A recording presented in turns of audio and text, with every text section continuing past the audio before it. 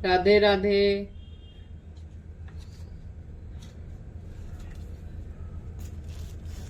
सबको राधे राधे। आज से कार्तिक मास की शुरुआत हुई है। आज हम कार्तिक की कथा आरंभ करेंगे।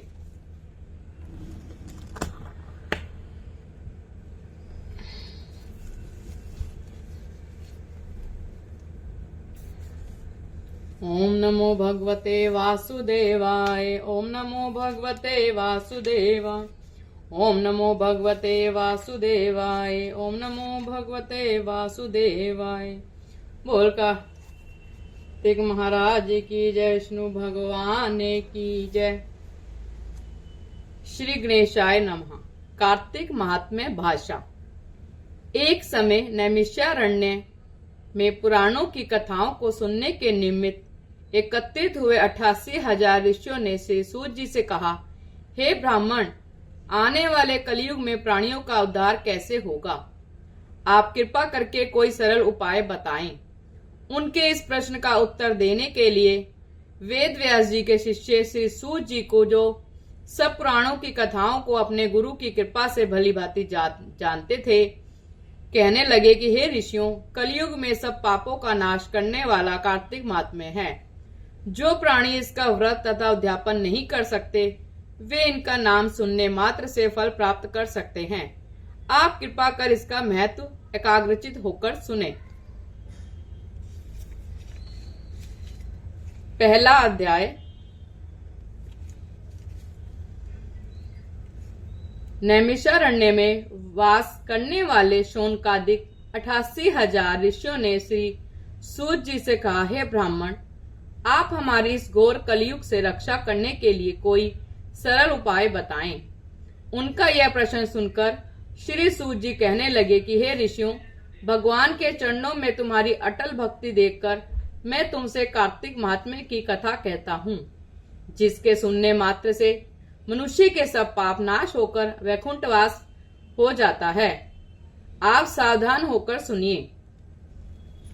एक समय नारद जी ब्रह्मालोक में जाकर सारे जगत के कर्ता श्री ब्रह्मा जी से विनीत भाव से पूछने लगे कि हे पितामहा, कृपा करके कोई धर्मोपदेश की ऐसी सुंदर कथा कहिए जो सब पापों का नाश करने वाली हो।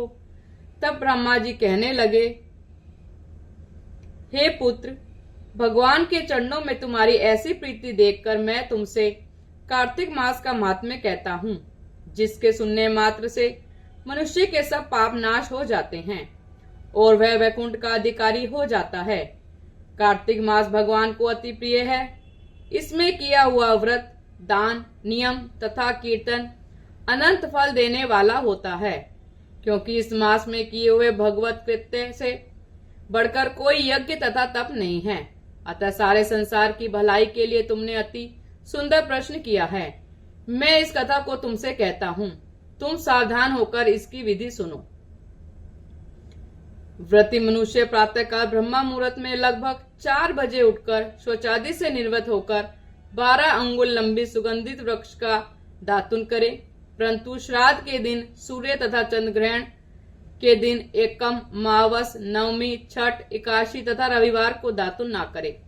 जिस दिन दातुन ना करनी हो, उस दिन पानी से 12 कुल्ले करके मुंह को खूब अच्छी तरह से साफ कर लें। जब 2 घड़ी रात्रि रह जाए तो काले तिल, चंदन, चावल, फूल या कुशा लेकर तालाब, कुंड, नदी या संगम तथा किसी तीर्थ स्थान में जाकर भगवान से प्रार्थना करें कि भगवान, आपकी और श्री लक्ष्मी जी की प्रसन्नता के लिए मैं कार्तिक में स्नान करूंगा। इस प्रकार संकल्प करके श्री गंगा जी, शिव, सूर्य और विष्णु भगवान का ध्यान करके नाभि पर्यंत जल में प्रवेश करके अच्छी तरह से स्नान करें। फिर जल से बाहर आकर देवता, ऋषि और पितरों का तर्पण करें। स्नान के पश्चात बकरी तथा भेड़ की धूली से बचना चाहिए तथा छींक, थूक, कुत्ता, कौआ, ऊंट, उल्लू, शूकर का स्पर्श ना करे। इनसे छू जाए तो फिर स्नान करना चाहिए। असत्य तथा नीच से वार्ता नहीं करनी चाहिए। इसके पश्चात षोडशोपचार विधि से भगवान का पूजन करें। भगवान को अर्घ देवें और प्रार्थना करें कि भगवान श्री राधा सहित मेरे इस अर्घ को ग्रहण करें। इस प्रकार प्रार्थना करके 16 चीजें आह्वान, पाद, अद्य, आचमन, स्नान, वस्त्र, चंदन, अक्षत, पुष्प, धूप, दीप, नैवेद्य, तांबूल, पूगी फल, दक्षिणा, नमस्कार भगवान की मूर्ति को अर्पण करके तुलसी मंजरी से भगवान का पूजन करना चाहिए। इसी को षोडशोपचार पूजन कहते हैं। पहला अध्याय यहाँ खत्म होता है। बोल विष्णु भगवान की जय। ओम नमो भगवते वासुदेवाय। ओम नमो भगवते वासुदेव। ओम नमो भगवते वासुदेवाय। ओम नमो भगवते वासुदेवाय। ओम नमो भगवते वासुदेवाय। ओम नमो भगवते वासुदेवाय। ओम नमो भगवते वासुदेवाय। ओम नमो भगवते वासुदेवाय।